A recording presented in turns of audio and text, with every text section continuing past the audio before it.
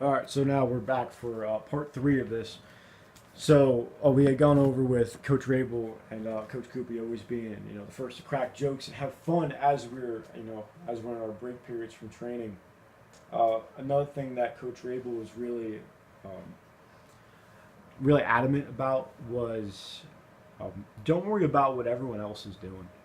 If you want to focus on getting better at mastering your craft or whatever sport it is or whatever lift you're doing, focus on you. I remember when we used to spar in the ring. If you got caught looking up from your bags, we had a boxing ring in the middle and we had heavy bags around the room. And if you got caught looking up from your heavy bag watching someone else spar, you got ripped out a little bit.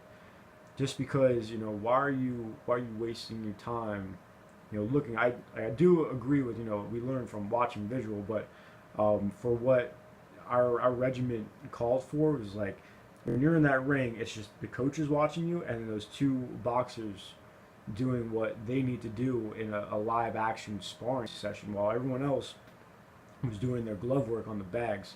And this is also where Coach Cioli's integrity comes into it. So if you're told something by a coach to do that, um, you should do that. Don't worry about what everyone else is doing. You focus on what you need to do. The boxers in the ring and coaches are going to focus on what they need to do, and everyone should stay in sync that way.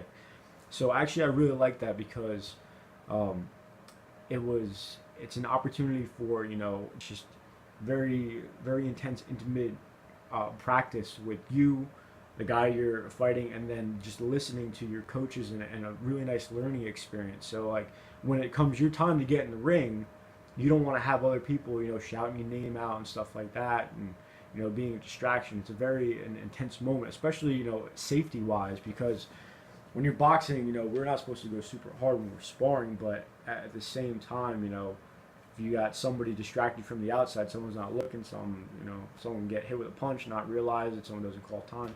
Many different factors that could roll in. So it's kind of just focus on do what you need to do. Um, and it comes down to also what I do with my athletes. I only have them, like I only call them over to focus on or watch another athlete when they're on their rest time. Otherwise, they are doing what they need to do. They're doing their squat or they're doing their deadlift or they're working on their carries, lunge patterns, abdominal work. So only when like I call them over to watch this and show them from a coach's eye standpoint to learn. I did like that Coach Rabel did. All right, our last coach is going to be Coach Bayless. So when I was graduating Lock Haven, I got an internship at the University of Connecticut to be an intern for the strength and conditioning program with their football team. And the head strength and conditioning director was Matt Bayless, one of the coolest guys I've met. Very cool coach, very down to earth. And he did something that my other coaches did as well. Was he invested time in me. Um, Funny thing was I didn't think that I was going to get this internship. I was about 130 pounds soaking wet, and they're gonna have me coaching guys who are like 6'7", 250. Like I once had one of those guys, Richard Levy. I remember the first time I met him. He picked me up like this, and he was like, "What's up?" And I was like, "Well, how you doing?" Because these guys were massive. Um, and he, after our interview, he called me up and he was like, "You know what, we want you."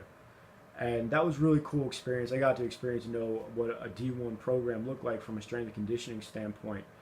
And Coach B would take time to like just talk to me, sometimes about programming, about life, and the lessons that he taught. He was a man of great faith in God, and I grew up a Christian man, or I grew up a Christian boy into a Christian man. So I've always had a background in a little bit of faith, and he had, we talk about Bible verses and, putting on the armor of God every morning and, trying to really live that kind of lifestyle on top of the fitness lifestyle as well. Um, some other stuff that he had always taught me was respect. You should always, no matter what is going on, it's not hard to treat people with respect.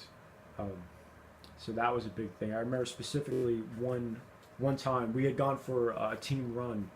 So all the interns and all of the players on the team that were in that lifting group had gone to a run to a local cemetery.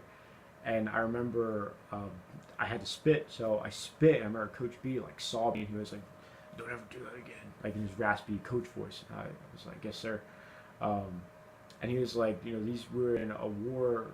It was like a war cemetery of people who had fought for us. And at that point, I never thought of it this way, but it was like, wow, these people have fought for our freedoms and stuff like that. And ever since that day, I've never spit in a cemetery ever again. So if I had to spit, I just goop, glop it down. So just respecting a fashion like that, or a big. I remember another run we had gone for. I was running next to him, and we talked about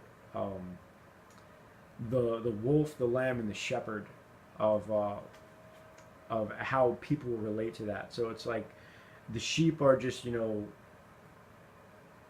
people, just people. The wolves are people who have bad intentions, and the shepherd would be like police enforcement. And I just remember him using that analogy, and he's like, which one of those three would you want to be? Do you want to be the sheep, who follow whatever's going around? Do you want to be the wolf who attacks those people, or do you want to be the shepherd, the protector, of the people? And I remember, talking to him, being like the shepherd. I'd rather be the shepherd. Something that it was really cool was he had said, take time to invest in yourself. You are your biggest investment that you'll have. There are two things every man has, and that's his name, and LinkedIn without be his reputation, and his word. So if you taint either of those, you become a man with nothing. You have no backing behind your name, no positive influence behind your name. And if people don't trust your word, then why would they trust you at all? So keeping those two things in a positive light was something that really stuck with me as well. It was something I do with my clientele is I let my work speak for itself.